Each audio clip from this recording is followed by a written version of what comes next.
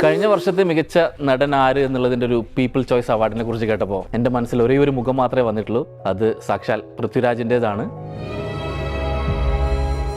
He carried one of the most challenging roles of recent times.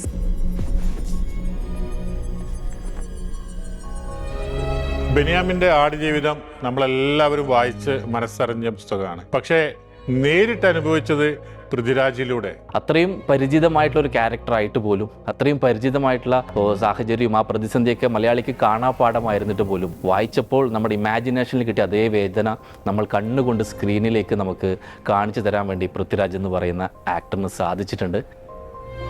നിങ്ങളിൽ എത്ര പേർ അതിൽ പൃഥ്വിരാജിനെ കണ്ടു എന്ന് എനിക്കറിയില്ല. ഞാൻ കണ്ടിട്ടില്ല. തുടക്കത്തിൽ എയർപോർട്ടിലേക്ക് പോകുന്ന ഒരു രംഗമുണ്ട്. അവിടെ തന്നെ നമുക്ക് നജീബ് എന്ന ക്യാരക്ടറായിട്ട് പൃഥ്വിരാജ് മാറും നമുക്ക് കാണാൻ പറ്റും. ഒരു എന്താ പറയുക, ഒരു എയർപോർട്ട് ആദ്യമായിട്ട് കാണുന്ന ഒരാളുടെ ഒരു അങ്കലാപ്പും കാര്യങ്ങളൊക്കെ അവിടെ തന്നെ ക്യാരക്ടർ രജിസ്റ്റർ ചെയ്യുന്നുണ്ട്. And such scenes such as where he's drinking water with the goats.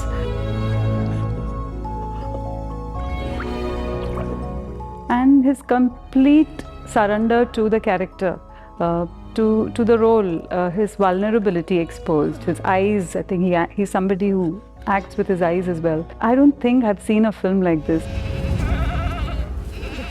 ആടുകളുടെ ഇടയിലേക്കാണ് ആ മനുഷ്യൻ ചെന്നെത്തുന്നത്. അതായത് നമ്മളൊക്കെ ഒരു പ്രവാസികളാണ്, വളരെ പ്രതീക്ഷയോടെ വന്നൊരു പ്രവാസി. ആ പ്രതീക്ഷയൊക്കെ നഷ്ടപ്പെട്ട് ആടുകളുടെ ഇടയിൽ മരുഭൂമിയിൽ ജീവിക്കേണ്ടി വരുമ്പോൾ, ഒരുപാട് കാലം പുറം ലോകമായിട്ട് ഒരു ബന്ധമില്ലാതിരിക്കുമ്പോൾ സ്വയം ഒരു ആടായിട്ട് പൃഥ്വിരാജ് മാറുന്നതിനെ നമുക്ക് ഇതിനകത്ത് കാണാൻ പറ്റും. കാറിന്റെ സൈഡ് മിറർ നോക്കുന്ന ഒരു സീനുണ്ട്.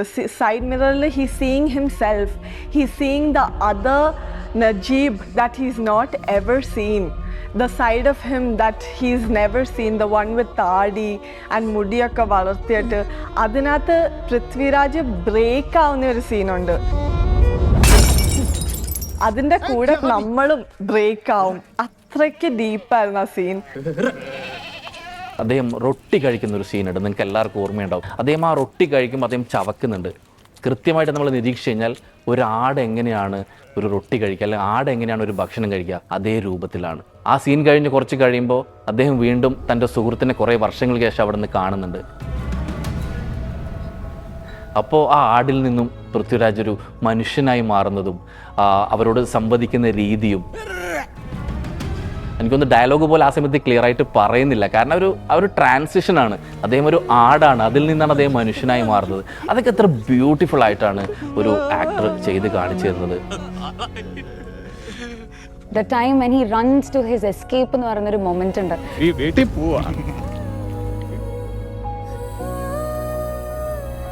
I think that is the moment when I realized actor എന്ന് പറയുന്നത് എന്താണെന്ന്.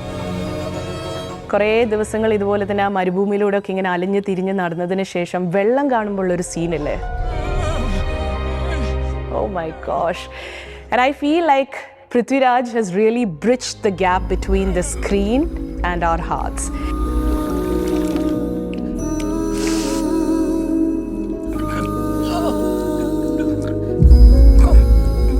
എല്ലാ പ്രശ്നങ്ങളും തീർന്നു, തിരിച്ച് നാട്ടിലേക്ക് പോകുന്നു എന്നുള്ള പ്രതീക്ഷയിൽ നിൽക്കുകയാണ് അദ്ദേഹം.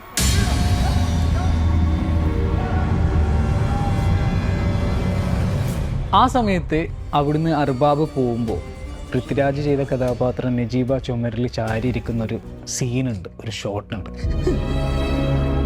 പൃഥ്വിരാജിൻ്റെ അഭിനയത്തിൽ അത്രമേൽ മികച്ചതായിട്ടുള്ള ഒരുപാട് മൊമെൻറ്റുകൾ നമുക്ക് ആടുജീവിതത്തിൽ നിന്ന് കാണാൻ പറ്റും. നമ്മളാരും അനുഭവിക്കാത്ത, നമ്മളാരും കണ്ട് പരിചയമില്ലാത്ത ഒരു പ്രവാസി ജീവിതം നമുക്ക് മുന്നിലേക്ക് അഭിനയിച്ച് കാണിച്ച് ജീവിച്ച് കാണിച്ചു തന്ന അദ്ദേഹം തന്നെയാണ് ഈ പ്രവാസി മണ്ണിൽ വെച്ചുകൊണ്ട് ഈ അവാർഡിന് ഏറ്റവും അർഹനായ ഒരു വ്യക്തി.